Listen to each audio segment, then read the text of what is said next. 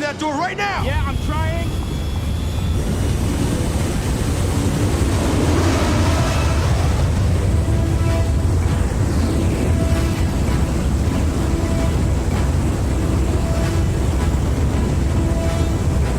Come on, Benji. Benji, open that door! Come on. Yes, got it.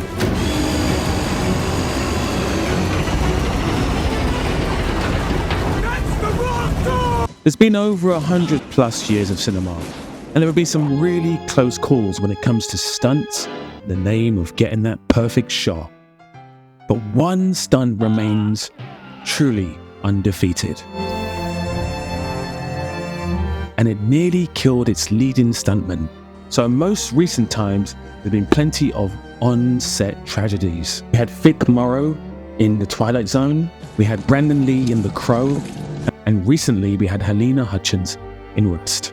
Paramedics attempt to save Helena Hutchins' life. It's the moment Alec Baldwin is informed that cinematographer Helena Hutchins is dead. I do have some very unfortunate news to tell you. She didn't make it. Jackie Chan has had many brushes with death over the years. Ah! I think I'm gonna die. Yeah, I just boom.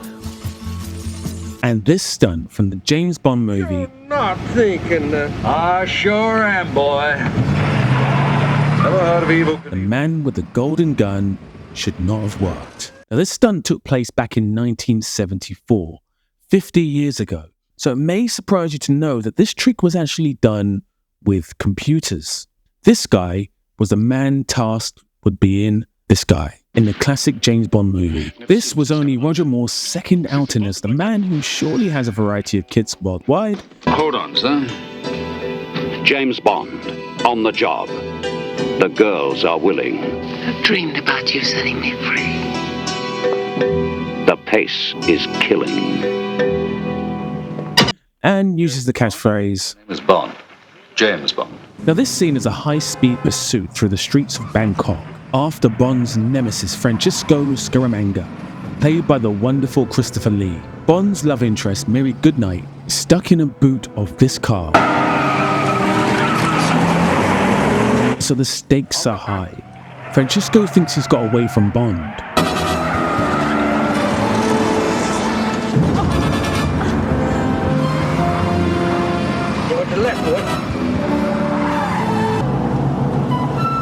Where the hell they got to?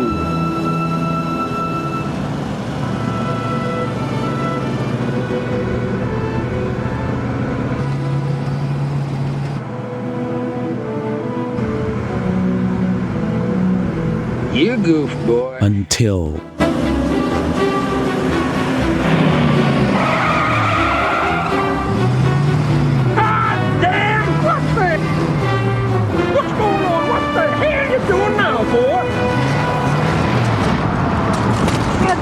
Is that way? You're not thinking that. Now this stunt was designed by Raymond McHenry on a computer, and it was inspired by work he had done for the National Highway Safety Bureau. The stunt had already been seen as part of the JM Productions The American Thrill Show right across the US, but the director of this film, Guy Hamilton, wanted this stunt in the movie. So on June the 1st, 1974, what became known as the Astro Spiral Jump was constructed. An AMC Hornet purchased from a local showroom was the vehicle of choice. For this stunt, weight distribution was key. So the Hornet was stripped of all unnecessary weight, including its fuel tank and a central seat fitted further back in the cabin, complete with an extended steering column. A full cage was installed, and driver Bumps Willard's face painted black. So the cameras, 6 in total, couldn't pick him out between the two main actors in the scene. Willard had to hit the ramp, the angle of which had been mathematically calculated at precisely 48 miles per hour to achieve the jump. So now everything was in place. The brave stunt driver, the dummies to look like cast members, and the car was in perfect shape. The 6 cameras were rolling and ready to shoot. Only one last thing was needed. Divers underwater with a cable and a hook, just in case the stunt went wrong and they had to fish Willard out of the water. We found a driver who we knew through the business, whose name was Lauren Willett. Bumps Willard. Bumps did the actual jump. I sat with Cubby Broccoli for many hours, and we talked about if the car failed, if the takeoff ramp broke, that we would have a driver in a seatbelt and a three-point restraining harness in the water. There were ambulances there. We put a crane out of camera's view.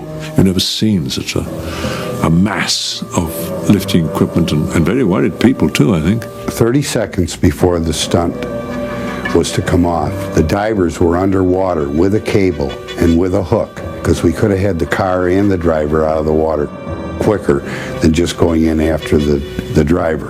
The driver, of course, was flat on his face in the front with a dummy Bond and dummy sheriff on either side, and he was completely covered in black. There is 2 tachometers aboard. And he controlled the accelerator and the brake with his feet behind him. The speed is absolutely checked before it goes, then off you go. And action, and everybody's a bit white-knuckled. I couldn't look. I had to close my eyes. So here we go. You're not thinking that. I sure am, boy. Ever heard of Evel Knievel?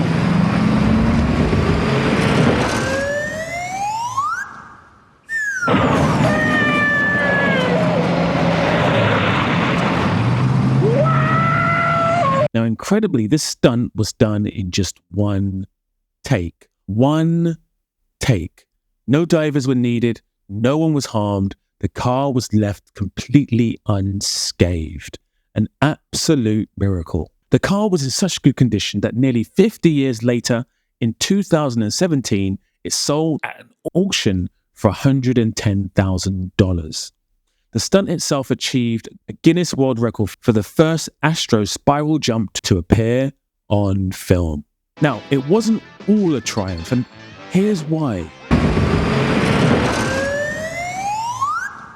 That terrible sound effect was added by legendary composer John Barry at the insistence of producer Cubby Broccoli, a moment the composer later regretted. So if you do watch the scene again, maybe watch it minus the audio. Now, there's no doubt that the true stars of the stunt were the incredible geniuses behind the camera. The stuntman, the stunt designer, the director, and so forth. And maybe this is why when you see stunts like this, the human brain just disengages with them. The physics are all wrong, and the lack of danger really removes any gravity from the situation. Stuntmen are the unsung heroes when it comes to filmmaking. They literally put their lives on the line in the name of entertainment. Which is why when the lead actor does their own death-defying stunts, we immediately flock to the local cinema to see it. It's like a magic trick that we just can't quite believe. With moments like this, with Tom Cruise hanging on for dear life in Mission Impossible Rogue Nation, or Jackie Chan sliding down this building in real time for Who Am I? As well as many others. What death-defying moments in film should I cover next? Let me know in the comments, and as always, do hit that like button and subscribe to help the channel grow.